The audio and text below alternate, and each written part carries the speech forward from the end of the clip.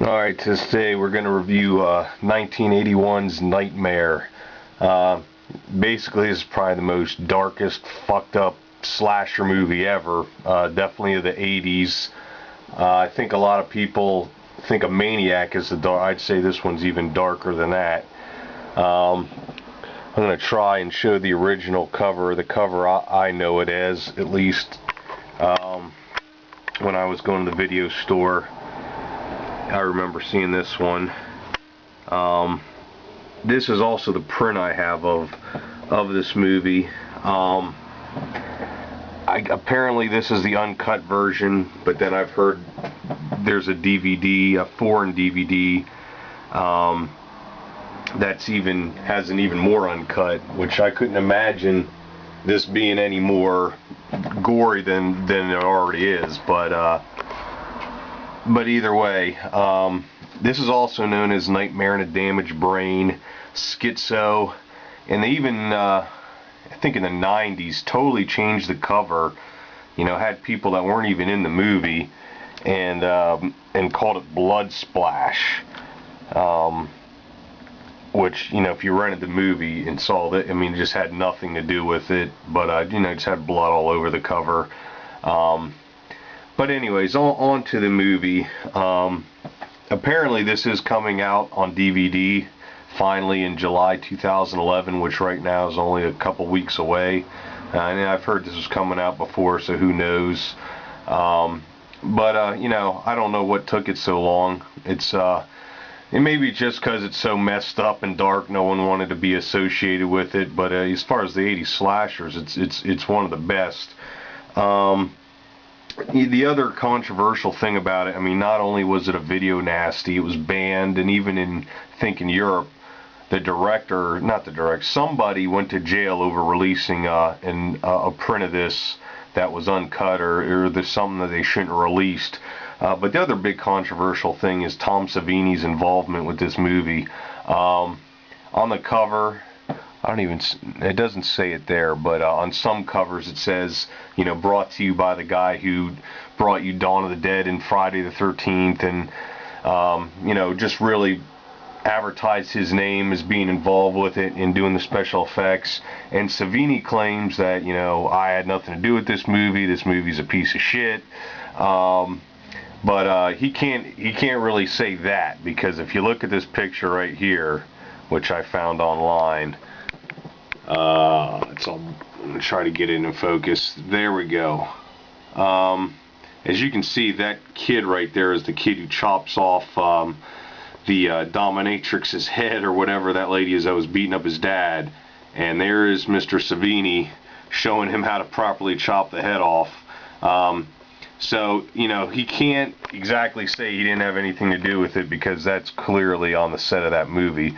But I think I think the reality of it is he was a consultant, and another guy did the effects, one of his proteges or something like that did the effects, because the effects are really good. Now, I also heard the guy who did the actual effects killed himself a little after this movie came out, so who knows if doing the effects on this movie drove him crazy.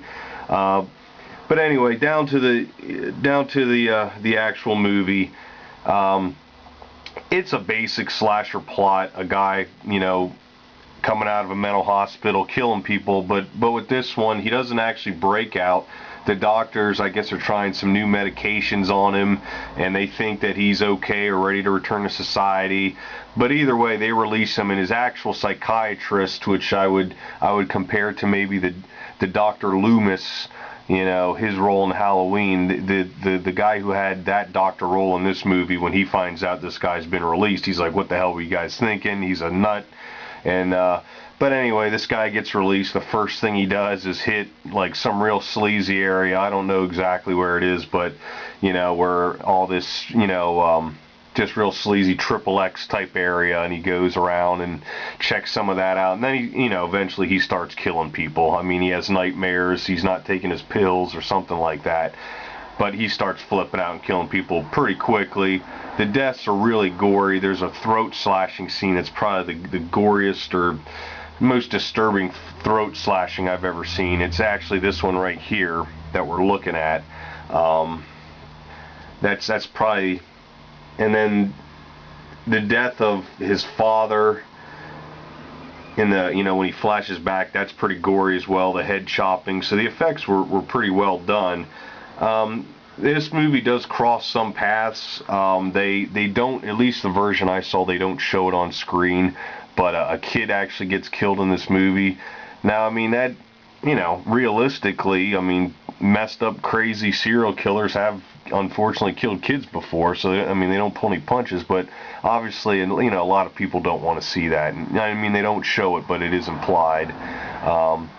He seems to be after this one family, and even this following across country, killing people on the way, and I was never really clear why. I originally thought that maybe it was his family, but I don't know. But either way, it's goes like a typical slasher. Then he kills a lot of people. Eventually, the kid of the one of the family that he's following kills him, and it kind of it leaves you thinking at the end, because when this killer was young, he killed his dad, and it obviously messed him up for life. And then now this kid just killed him, and they kind of make it out like, is this kid going to be the next him or whatever. But either way, if you're a fan of 80s slashers and you haven't seen this, check it out. Like I said, it may be coming to DVD. To get it at least on VHS, I know it can get pretty expensive on eBay. I was in a bid not too long ago to get it, and I was pretty pissed because I think it only went up to like $7-8 because all the guy did was write Nightmare and not write Slasher or anything else that a lot of people would write, because I have seen this go for I think $80 once without the cover. So but anyways, need to wrap it up. I am going to do a shameless plug. As you can see, the channel's Where Evil's Dare. That's the horror rock band that I am in, and we actually just did a new song entitled Nightmare, which is basically about this movie. We have several, most of our songs are horror themed, or I'd say all of them, and some of them are based on movies, and the newest one is based on this, so it's on our Facebook page if you want to check it out. I think the song really fits with the movie because the music is in this movie is real.